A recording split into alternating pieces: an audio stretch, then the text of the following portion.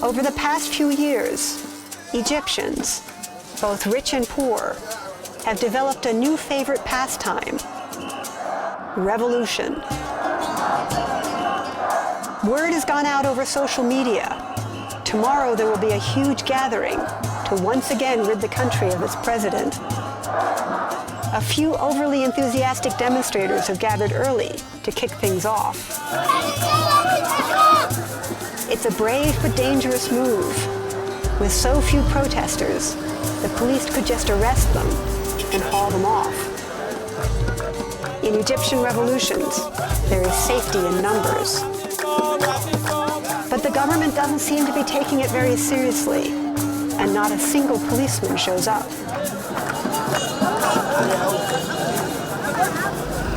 The next morning, the whole of Cairo is on the move.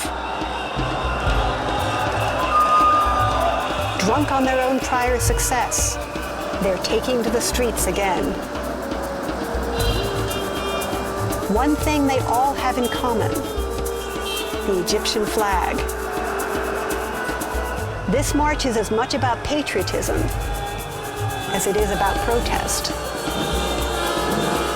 They block almost every intersection, but nobody seems to mind. For this one brief, shining moment, Egypt is a country united.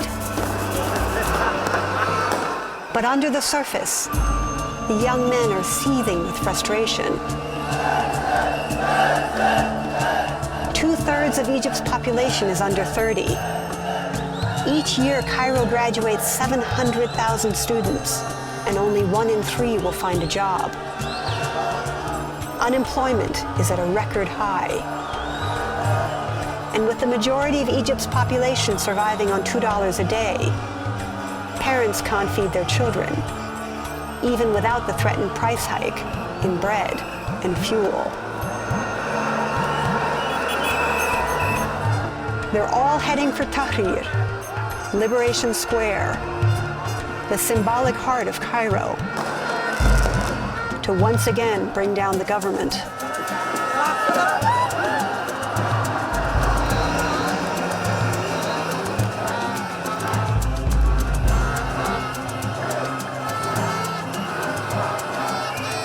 It's a cross-section of Egyptian society: men and women,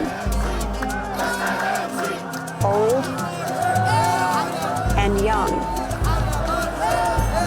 conservative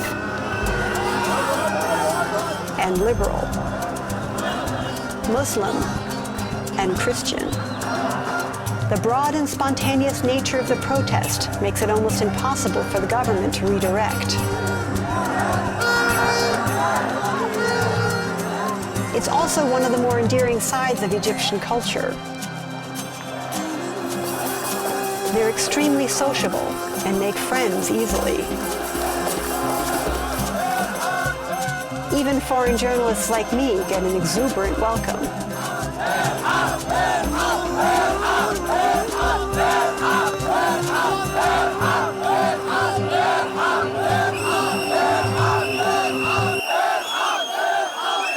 The young men take a leading role, but in reality this is a thinly veiled power struggle between the military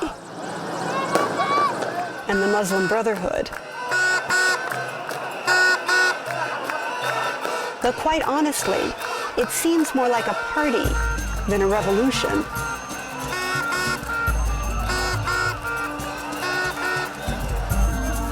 Women have come out in force.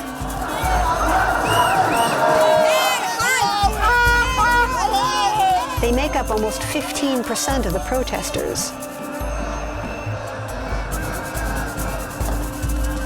Some have even brought their babies along.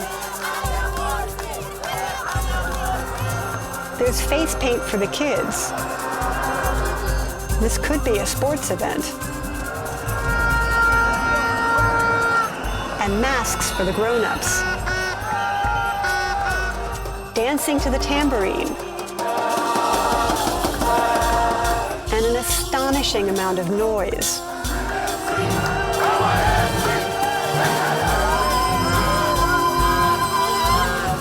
They even have fireworks.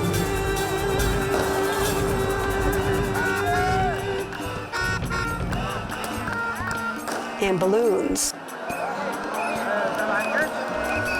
It's not dangerous at all.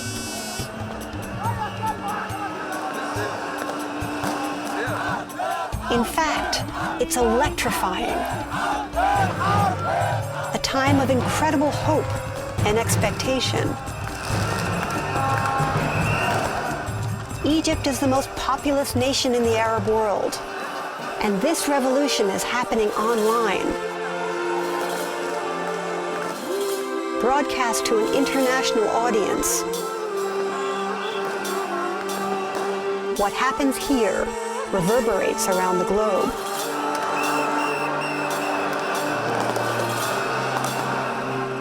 As night falls, the party intensifies.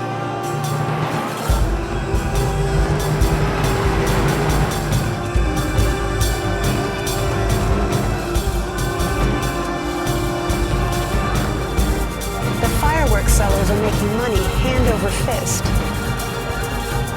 though their products aren't particularly reliable.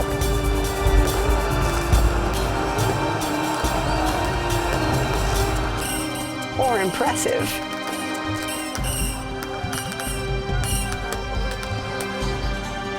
In fact, they may be the most dangerous part of the event.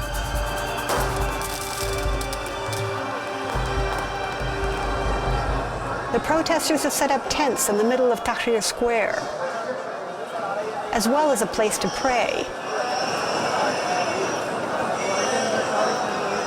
Plenty of food. And the all-important tea. They're here for as long as it takes to bring down the government. Most are hoping that the military will step in. The army is hugely popular. Every time a helicopter flies over Tahrir, the cheering can be heard for miles. But is the military responding to the will of the people, or using them to take over again?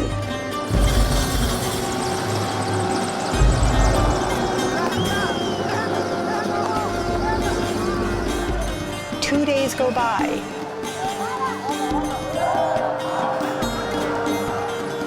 Then 3. And suddenly, it's over. In a classic military coup, President Morsi is removed from power. The crowd goes wild.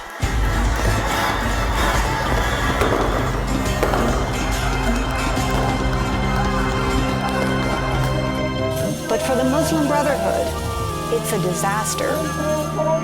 Thousands immediately set up camp at nearby Rabaa Mosque. The military labels all Muslim brothers terrorists. And the stage is set for confrontation. In Egypt, conspiracy theories are very popular. When America refuses to endorse the military coup, public opinion quickly turns against the West. But when I go to Rabaa Mosque, I find a friendly and peaceful gathering.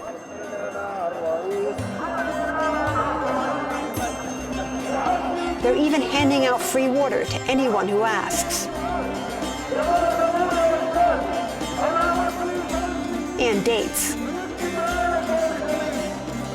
A good thing, since they may be here for a while.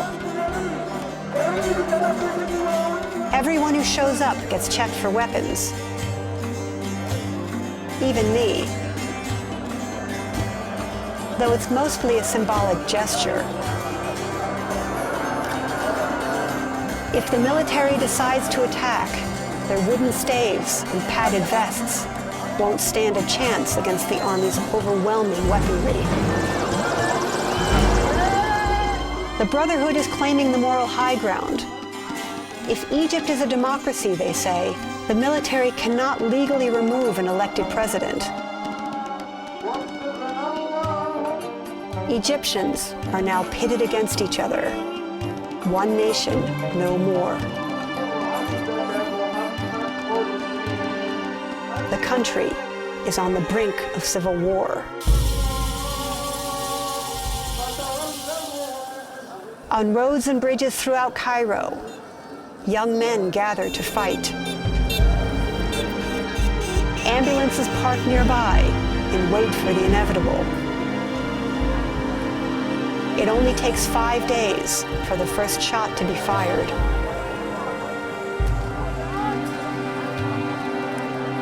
Tahrir Square is still celebrating the military takeover, but the party now has a wild and predatory edge. The children and fireworks have disappeared, and husbands are getting their wives out of the square.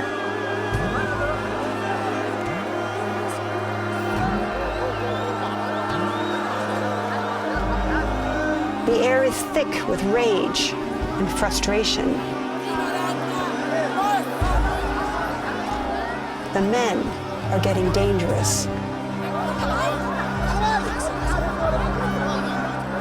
Without warning, they turn their anger on the women. A few men see what's coming and move quickly to form a human shield, locking arms with the women inside.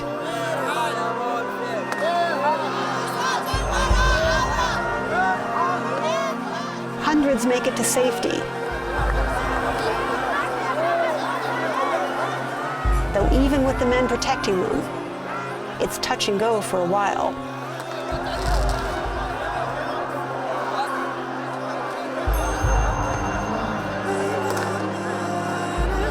Many women aren't so lucky. Dozens still on the outside or gang raped.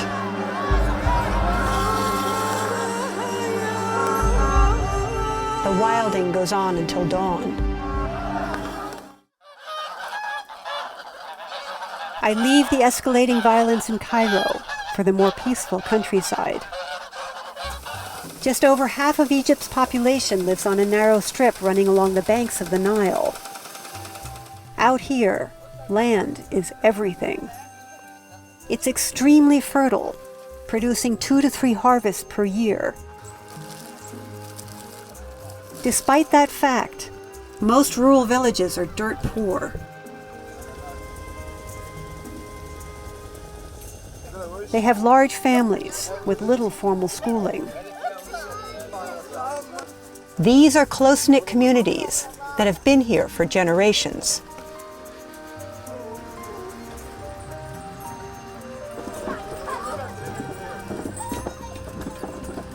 The houses are made of mud brick. Humans and animals all live under the same roof and share a kitchen sink.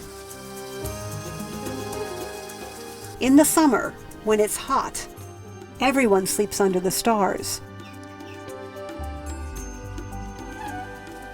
Most afternoons we all sit and chat while doing chores.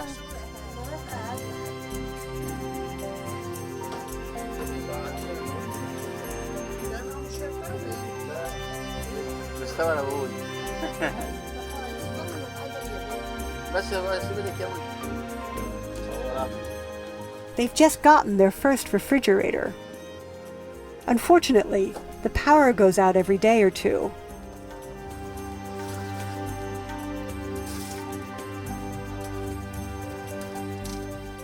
Most of the men have a cell phone, though there's only one place in the village that gets good reception.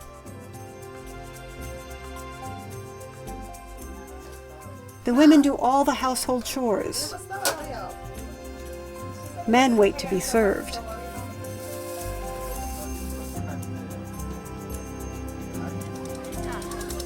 It's a peaceful place. Not much has changed since Islam first arrived.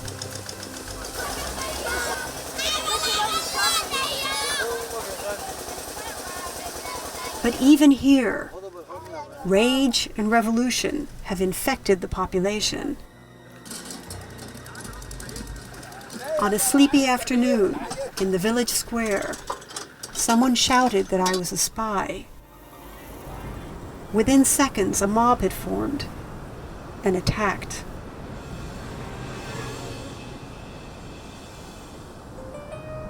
I escaped with a concussion, internal injuries, a broken back, and ribs, and was flown to the States for emergency surgery.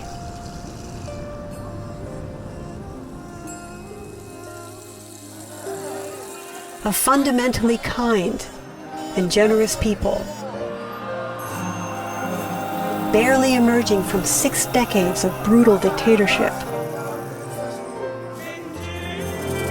racked by revolution and bombarded by propaganda and misinformation.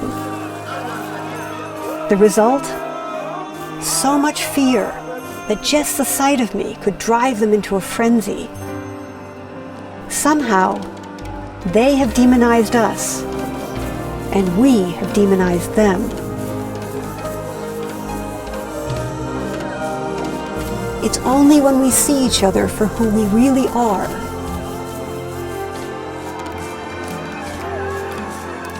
that the violence will finally end.